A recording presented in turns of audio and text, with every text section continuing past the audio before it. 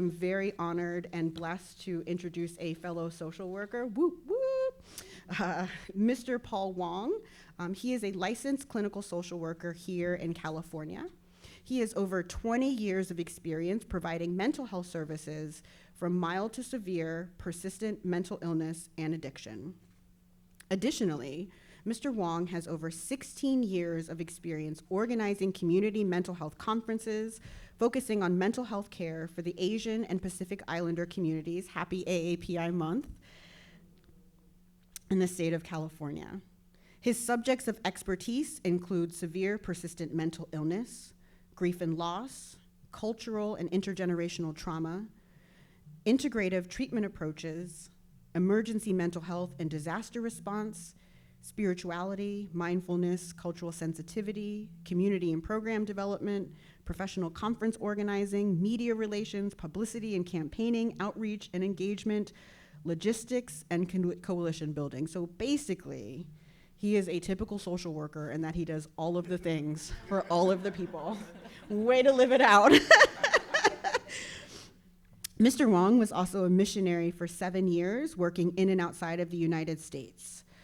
Mr. Hoang obtained his master's in social work from Loyola University in the Chi in 2006. That's Chicago for all those who were like, what is she talking about?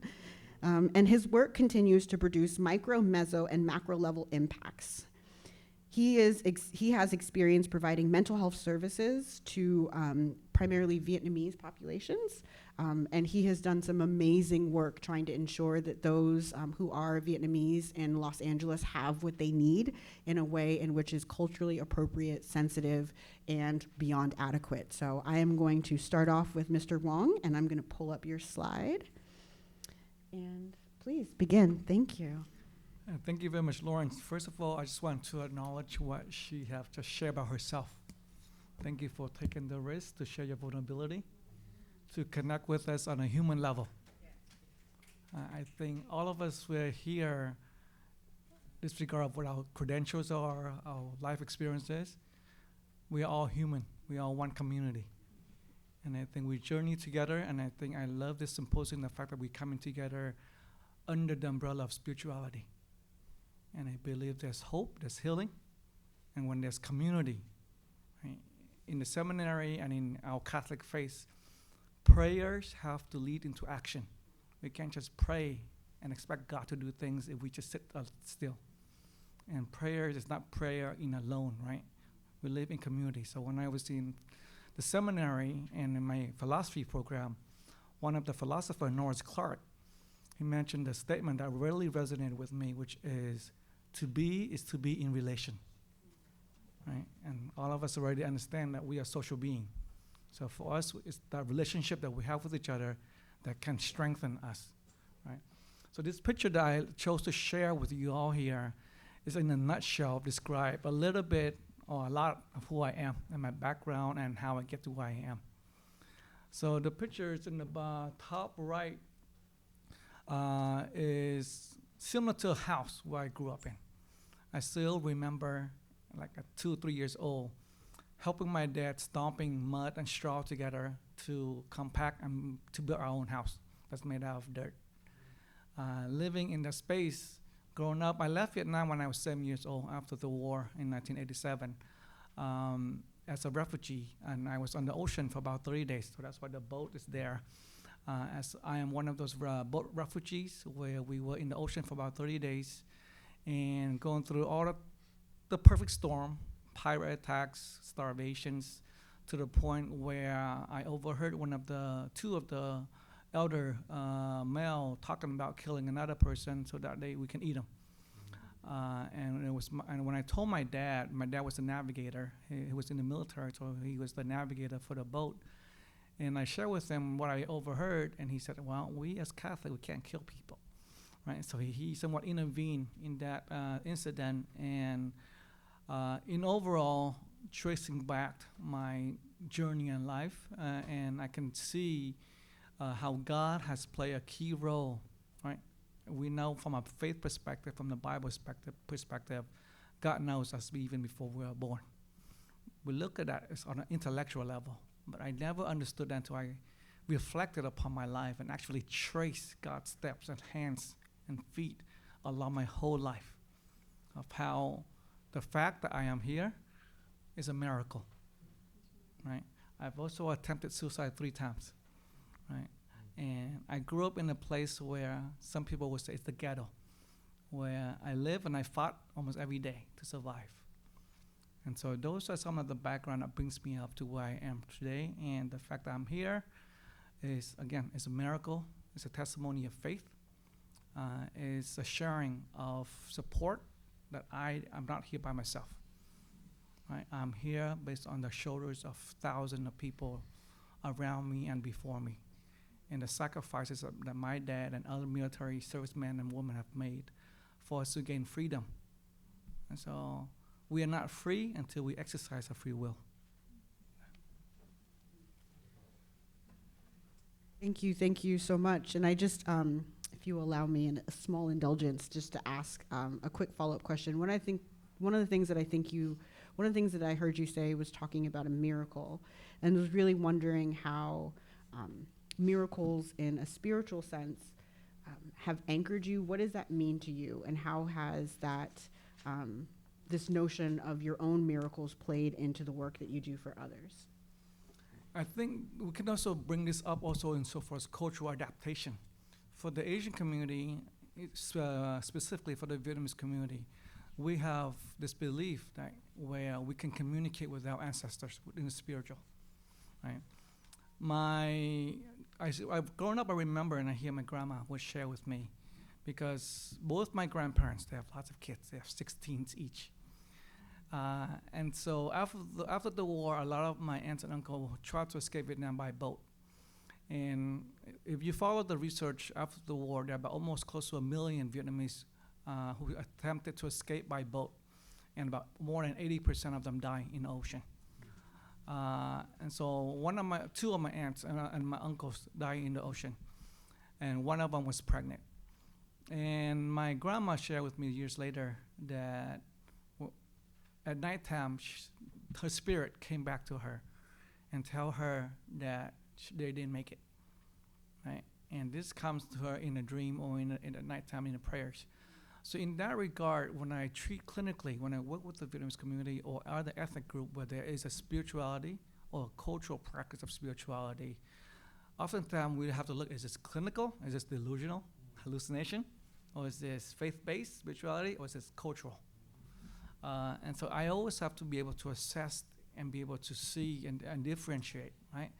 And we can't do that unless we have to journey with them, unless we ask the questions. And the miracle in my life, and so in the aspect of that, growing up, I have experienced God. I have seen Jesus carrying the cross, walking next to me. I have seen the Virgin Mary. I've been blessed with many spiritual gifts, especially during my years in the missionary, my 30-day silent retreat, where I had conversation with the devil, with Satan, and how that scared the heck out of me. Because during that period of time of 30-day silent retreat, it was just being silent in prayers and immersed in different passages of the scriptures. And it dawned into me insofar as if hell is the absence of love, if hell is the furthest distance from God, who needs the most prayer? Who needs the most love? So at that age, my mind, Satan, right? So I stopped praying for Satan. And so in the middle of the night, he came to me, and I was scared as hell. I had a goosebump, everything else, and I was praying that I could have the strength and the courage just to stand in that presence and be true to who I am without letting the devil win or intimidate me. And so those type of journey has strengthened my faith even more. And especially like during my high school year, when I did die on accident, I attempted 3 times and I don't want to use the word succeed because it's not something we want to celebrate as success. But the time that I did die, it was accidental. The day before, I had 2 wisdom tooth removed. And that same week, I had a very strong fever from a flu.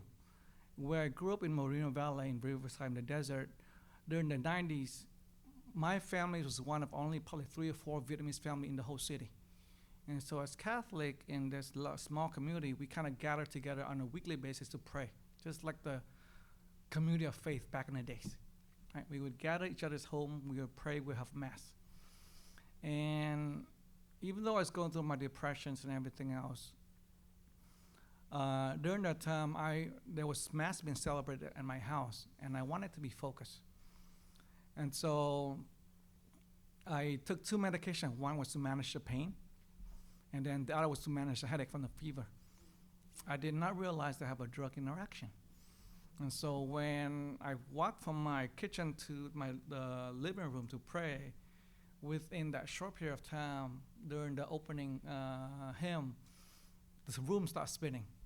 I said, oh, shit, right? This is not good. And I was trying to fight, right, just to stay present, so my mask. And next thing I know, I was blacking in and out. I said, okay, this is not good either. So as I continued to fight it, next thing I know, I guess I fell. And later on, I've learned that when I collapsed, my left temple hit the corner of a glass table. And so in terms of hitting the fatal point, I kind of lost breathing right away. During that experience, that's what we call the near-death experience, where, and I'm still the same person as I was when I was a child. I have a lot of curiosity. And so I see my spiritual body, right, all spiritual particle.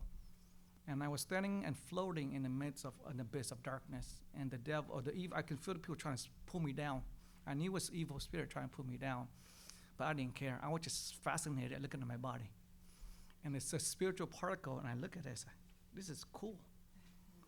And my next thought was, I wonder how I look as a third person. Automatically, my perspective zoomed out of my body. I was able to see myself, looking at myself simultaneously. And I said, this is cool. And then I heard a voice from the light telling me, walk towards the light. So as I walked towards the light, and I was still very fascinated by this body of me. This is cool, so I was walking like a kid.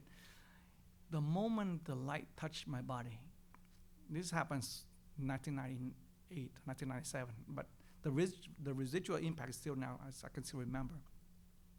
The moment the light touched my body, it's the same sensation as like an empty battery going completely full instantaneously, or the same sensation that all of us feel when we go somewhere very far and come home. And we have the sense, oh, I'm home. That complete blissfulness, I feel I'm home. Oh, man, I didn't want to go anywhere, right? I was trying to walk through that gate, and I said, nope, you got to go back. And I said, I don't want to go back. I'm home. I said, it's not your time yet. You have to go back. And I fought. I said, I don't want to go home. I started cussing. But that time I cuss a lot. I said, what is God? And I started cussing. I said, I don't want to go home. And this is my home. Right? I'm home. And so the message that I received was that go back. It's not your time. Share the same message that I've been sharing for thousands of years. The most important thing in life is love. Once you have love, you have everything. If you love, then you would not mind sacrificing yourself because you don't consider it as a sacrifice. Second is to learn. This is the only life where we have our senses through which we can learn. In the next life, knowledge is instantaneous. Experiences is instantaneous. So when we learn through our senses, the more we learn about ourselves, the more we learn about God. Because God is in us. God is in those around us. God is in our environment. So that the relationship with us and with God will strengthen. And the last part is to share. The message I have learned, and I interpret that message, is to share everything that I have, everything that I am, because I don't own anything. My life is a gift. Everything I have are gifts. So when I share, and I find that the more I share, the more I receive. So I was like, hey, this is cool. Thank you so much. And from one survivor to another, I'm really glad you're here. And I am very blessed to hear how it kind of sounds weird, but God has turned that pain into a purpose. and I will continue to pray for you, that you continue to walk in your soul assignment, and that no weapons formed against you prosper, because I don't know about you, but the knives feel pretty sharp out there sometimes. So next